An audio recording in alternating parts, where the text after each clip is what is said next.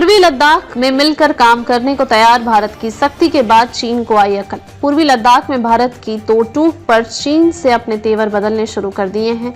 चीन के रक्षा मंत्रालय ने बृहस्पतिवार को कहा कि उसकी और भारत की सेनाएं पूर्वी लद्दाख में गतिरोध को समाप्त करने के प्रस्तावों को व्यापक और प्रभावी तरीके से लागू कर रही हैं। उन्होंने कहा, हम सीमावर्ती क्षेत्रों में शांति और सौहार्द बनाए रखने के लिए भारतीय पक्ष के साथ मिलकर काम करने को तैयार हैं।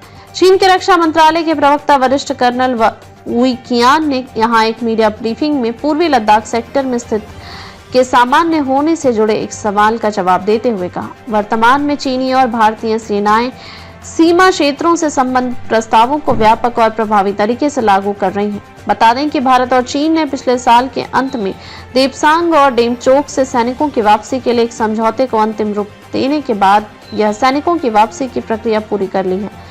पूर्वी लद्दाख में स्थित टकराव वाले इन दो स्थानों से सैनिकों की वापसी के साथ 4 साल से अधिक समय से संबंधों में जारी गतिरोध समाप्त हो गया। समझौते को अंतिम रूप दिए जाने के बाद प्रधानमंत्री नरेंद्र मोदी और चीन के राष्ट्रपति शी जिनपिंग ने 23 अक्टूबर को रूस के कजान में वार्ता की।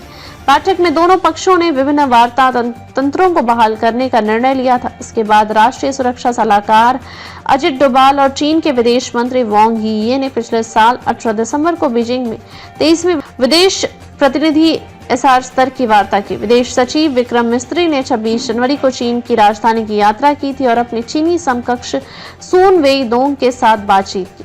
सिलसिलेवार वार्ता के बाद दोनों देश द्विपक्षीय संबंधों को सामान्य बनाने की प्रक्रिया में जुटे हुए हैं। भारत का कहना है कि जब तक सीमावर्ती क्षेत्रों में शांति बहाल नहीं होगी, चीन के साथ संबंध सामान्य नहीं हो सकते।